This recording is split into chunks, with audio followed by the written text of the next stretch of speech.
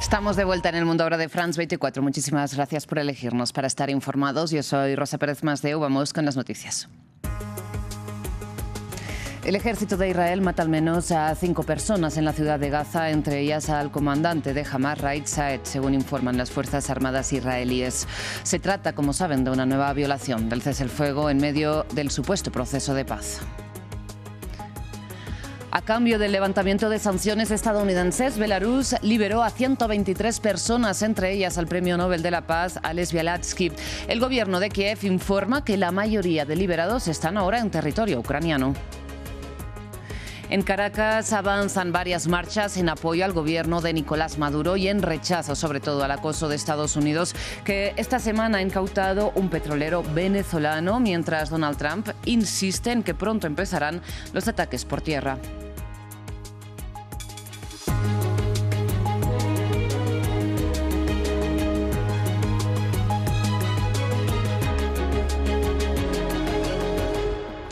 Empezamos con noticias de la Franja de Gaza, donde, a pesar de la tregua supuestamente vigente, el ejército de Israel ha matado al menos a 5 personas con un bombardeo contra Ciudad de Gaza este sábado.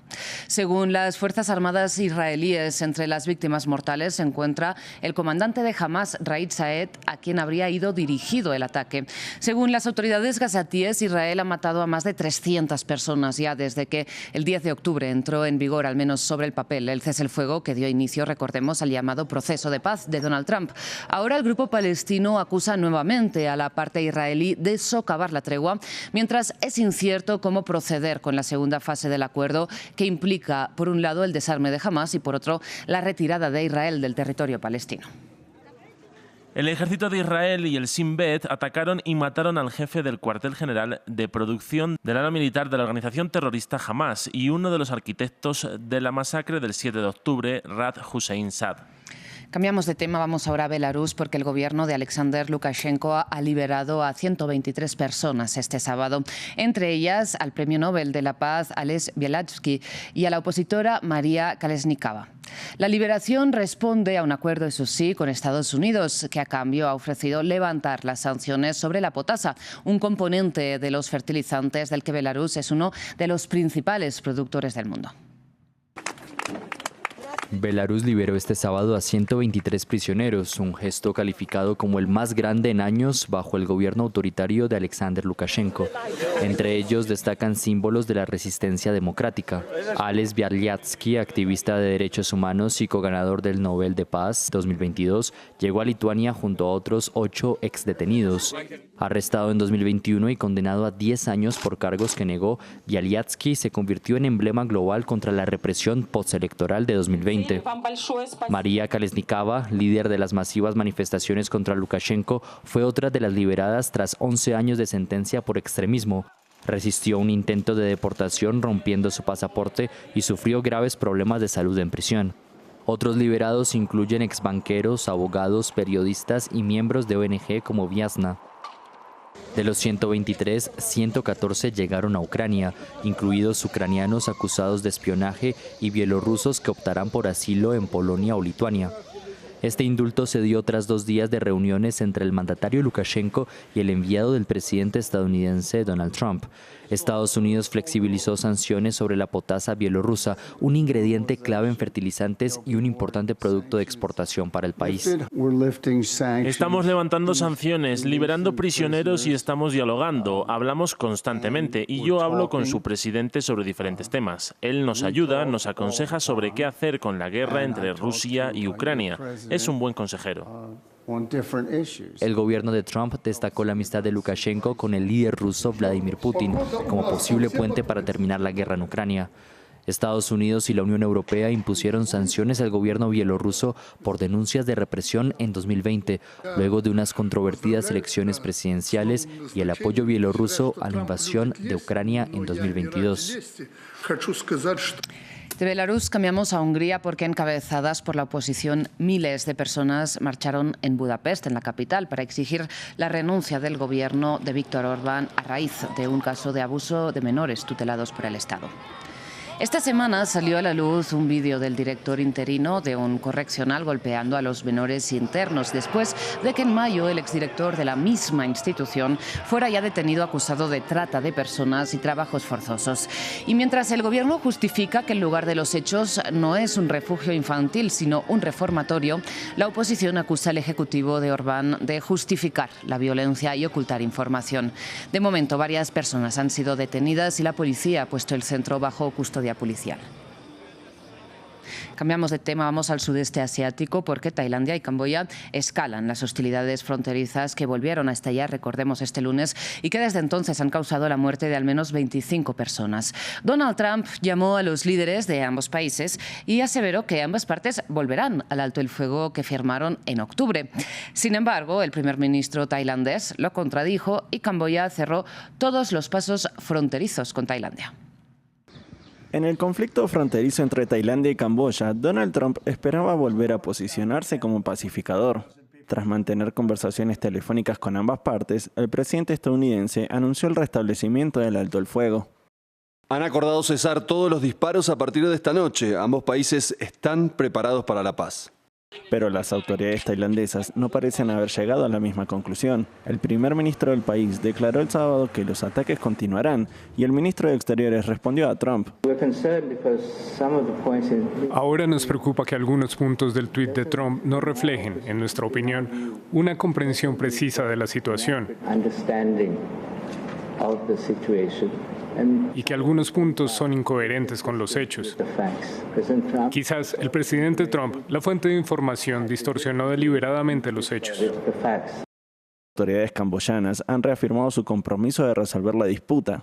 Este conflicto entre Tailandia y Camboya se remonta a la época colonial. La frontera entre ambas naciones ha sido fuente de tensión durante décadas. Esta hostilidad culminó este año en un conflicto abierto. La intervención de Estados Unidos en julio, junto con China y Malasia, había dado lugar a una paz salpicada de algunas escaramuzas, hasta esta semana. Camboya violó el acuerdo primero. Quienes violan el acuerdo deben rendir cuentas y no al revés. Este es un principio universal que todo el mundo debe comprender. Esta crisis fronteriza va acompañada de una crisis política en Tailandia. El primer ministro Chan Virakul disolvió el parlamento el jueves en un intento de romper el punto muerto entre los partidos. En el cargo desde hace apenas 3 meses, sucedió a Paetongtarn Shinawatra, que fue destituido tras un escándalo relacionado con las anteriores negociaciones fronterizas. Mientras tanto, en la región, este sábado China volvió a rendir homenaje a las 300.000 víctimas de la masacre de Nanjing, asesinadas por el ejército de Japón en la Segunda Guerra Mundial. Una masacre que Tokio se niega a reconocer. Sin embargo, en los días previos a la conmemoración, jóvenes japoneses se reunieron para reflexionar sobre el rol de su país en territorio chino. China rinde homenaje a las víctimas de la masacre de Nanjing. Este sábado se realizó el 12º Día Nacional de Conmemoración para honrar a las 300.000 víctimas asesinadas por el ejército japonés a finales de la Segunda Guerra Mundial. Banderas a media asta, minutos de silencio, coronas florales y 3.000 palomas blancas, entre otros elementos, compusieron el acto del que participaron familiares de víctimas, sobrevivientes y estudiantes. La masacre de Nanjing es un capítulo que China mantiene abierto y que le reclama a Japón que reconozca sus actos, algo que históricamente el país del sol naciente ha negado. Sin embargo, en Tokio, un centenar de personas se reunió en un auditorio días atrás a escuchar el testimonio de la hija de una sobreviviente y a reflexionar sobre el rol de Japón en suelo chino. Cada vez que pienso en la masacre de Nanjing, siento una profunda vergüenza de ser japonés. Reflexionar sobre un suceso así me hace comprender cómo la guerra puede despojar a las personas de su humanidad. Creo que es necesario que cada vez más personas conozcan la verdad y que estos hechos se difundan ampliamente. Durante la educación obligatoria no aprendí mucho sobre estas atrocidades de la guerra. Creo que esto también les ocurre a muchos otros estudiantes. El gobierno japonés actual, en declaraciones como el discurso del 80 aniversario de fin de la guerra, no menciona la historia de la agresión y parece reticente a usar la palabra agresión. Históricamente, Japón se ha negado a asimilar las responsabilidades en las guerras sino-japonesas. Incluso, a lo largo del tiempo, gobernantes han rendido respetos en el controvertido santuario Yasukuni, donde yacen los militares caídos en batalla, incluyendo a 14 condenados como criminales de guerra en la Segunda Guerra Mundial. En otras noticias, el Comité Noruego del Premio Nobel ha pedido a Teherán la liberación inmediata y sin condiciones de la Premio Nobel de la Paz de 2023. Hablamos de Narzh Mohammadi, que fue detenida el viernes por las autoridades iraníes. La activista de 53 años es defensora de los derechos humanos y de la libertad de expresión y ha luchado durante años contra la pena de muerte y el velo obligatorio para las mujeres en su país. El Comité Noruego del Nobel insta a Irán a liberar de inmediato al activista Narzh Mohammadi, Premio Nobel de la Paz 2023. Estas son algunas de las últimas imágenes de Mohammadi libre, sin hijab, rodeada de una multitud y coreando el nombre de un hombre ejecutado en 2022. La activista de 53 años participaba en una manifestación en la ciudad de Mashhad cuando fue detenida el viernes por las autoridades iraníes durante un homenaje a Khosrow Alikordi, un abogado y defensor de derechos humanos hallado muerto en extrañas circunstancias en su oficina de Mashhad el pasado 6 de diciembre. El Comité Noruego del Nobel hace un llamado a las autoridades iraníes para que aclaren de inmediato el paradero de Mohammadi, garanticen su seguridad e integridad y la liberen sin condiciones. El presidente del Comité del Nobel afirma que la detención de Mohammadi no es casual. Los gobiernos de Irán y Venezuela son estrechos aliados y Mohammadi ha sido arrestada cuando el premio es concedido a la líder opositora venezolana María Corina Machado. La abogada francesa de Mohammadi pide medidas para garantizar su liberación. Es una activista pro-democracia que lucha contra la teocracia iraní. Eso no la convierte en una delincuente y debe ser puesta en libertad de inmediato. Quiero dar las gracias a la Liga de Derechos Humanos, Amnistía Internacional y todas las ONG que nos apoyan para pedir su liberación. Durante 25 años, Mohammadi ha sufrido detenciones, torturas y encarcelamientos. La Premio Nobel de la Paz 2023 ha pagado el precio más alto por su lucha para abolir la pena de muerte y el velo obligatorio en Irán, batallas en las que nunca ha desistido a pesar de la represión. De Irán vamos a Siria, donde 3 soldados estadounidenses en servicio y un intérprete fueron asesinados víctimas de una emboscada del autodenominado Estado Islámico. El secretario de Guerra de Estados Unidos, Pete Hegseth, y el presidente Donald Trump prometieron ambos represalias contra los autores del crimen. Lamentamos la pérdida de 3 grandes patriotas estadounidenses en Siria, 2 soldados y un intérprete civil. Asimismo, oramos por los 3 soldados heridos, quienes, como se acaba de confirmar, se encuentran bien. Este fue un ataque de ISIS contra Estados Unidos y Siria, en una zona muy peligrosa del país que no está totalmente bajo su control. El presidente de Siria, Ahmed al-Sharaa, está sumamente indignado y consternado por este ataque. Habrá represalias muy severas. Gracias por su atención.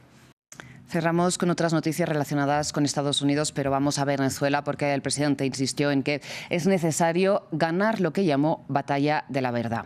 Nicolás Maduro agradeció las movilizaciones de la población este sábado en rechazo a las amenazas de Estados Unidos, que esta semana, recordemos, incautó un petrolero venezolano y ayudó también a salir a María Corina Machado, Premio Nobel de la Paz del país, mientras mantiene el despliegue militar en el Caribe.